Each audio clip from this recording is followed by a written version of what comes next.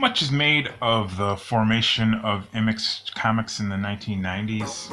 The creators who started Image Comics really forever changed how comic books worked and what was possible in terms of creator-owned comic books and creators retaining the rights to their own intellectual property and making the money that is to be made off of their art and storytelling and stories that they had a hand in creating.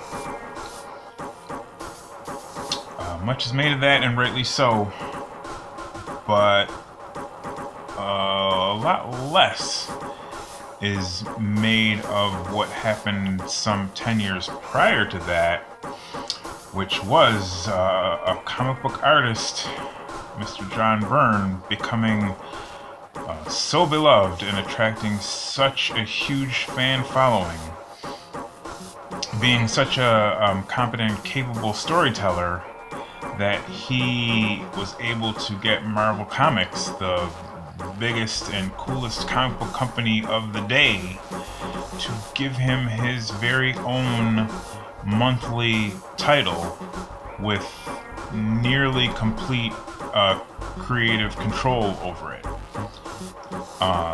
That was unheard of at the time, and us comic book fans really took notice, and in a lot of ways that set in motion all of the events that led up to Image comic books being able to do what they did.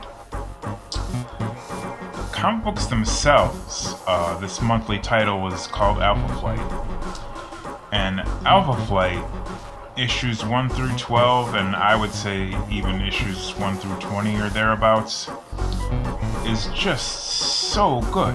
It's like it's just such a just riveting, glue you to the edge of your seat kind of a story.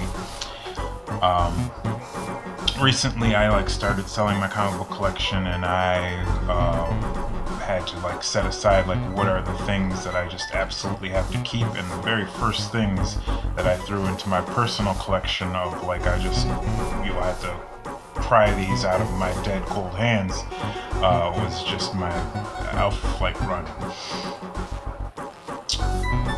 Some 40 years hence now, I found myself just joining this Alpha Flight Facebook group where people post lots of cool pictures of Alpha Flight. It's a nostalgia thing, but I just it's a very, very non-time consuming way to just sort of get your Alpha Flight dopamine fix. You just, every once in a while a picture flashes across your screen showing you some Alpha Flight character, and you just say, ooh, cool, I mean, that's 2024 for you, ooh, cool, and just, click the like on it or whatever.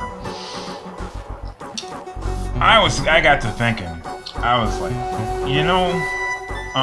Alpha Flight, in terms of the things that I've drawn during the course of my life, Alpha Flight has the characters that I have loved the most while drawing the least. I mean, X-Men, for example. When I was young, I would draw X-Men pretty much daily. Alpha Flight, pretty much never. It's just sort of I just had this visceral fear of oh yeah, I just can't do this justice, I'm just not gonna get this right. It's I don't know. So I got to thinking, what if I tried to draw Alpha Flight, and I just was yeah, I don't have time for that.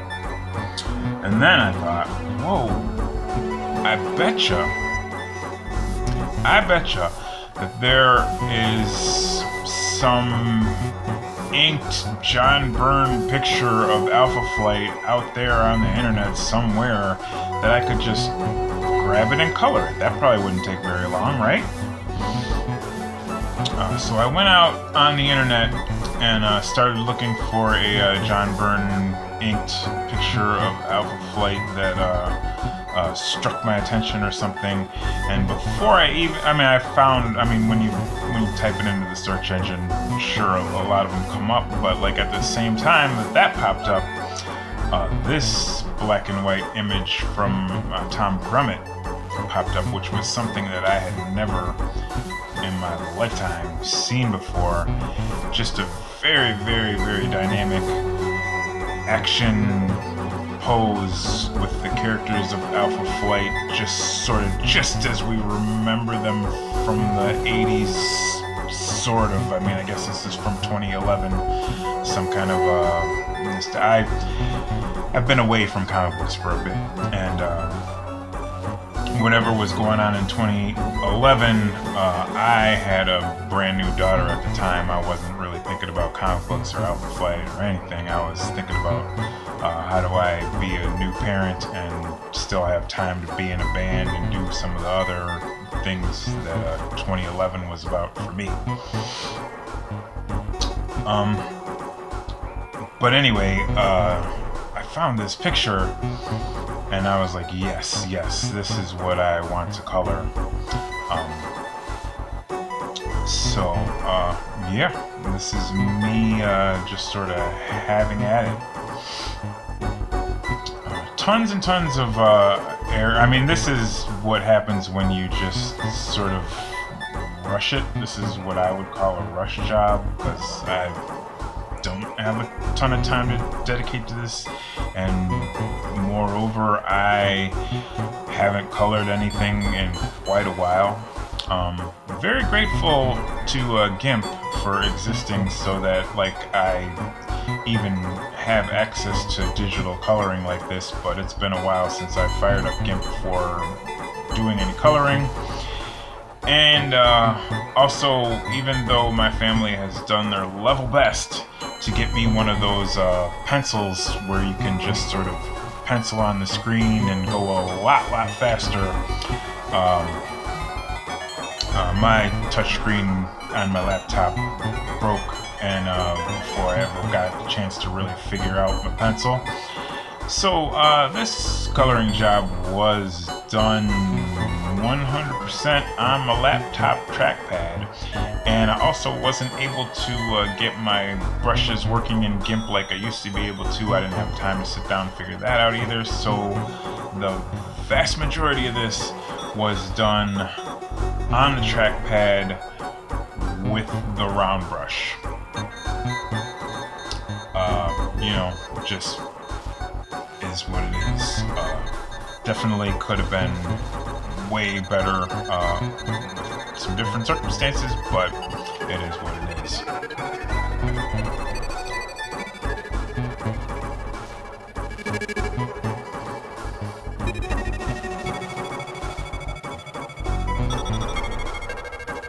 Down below you can see me actually making the music for this video in Loopy Pro. That's always fun.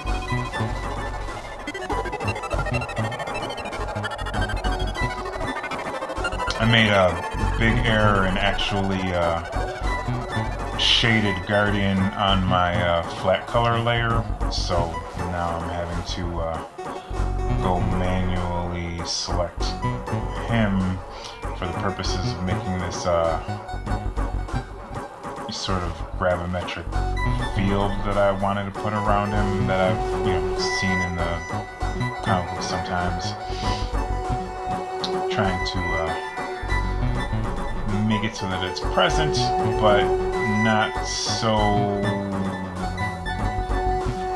omnipresent that you would be like, well, then how is he able to have a shadow cast on his chest? It's just sort of like, it's there, but it's not really illuminating things.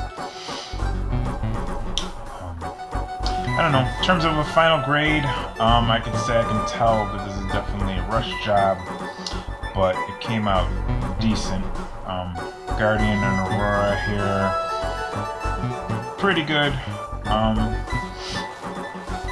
I kind of wish I had had more time to depth in Guardian's face there. Snowbird is probably the part that most dissatisfied with. It's just sort of like really streaky, and I wish I either had a pencil to make the shading a lot smoother or had time to just smooth it out or something. Puck is just a bit too dark, and Shaman the same thing with the face not really shaded enough.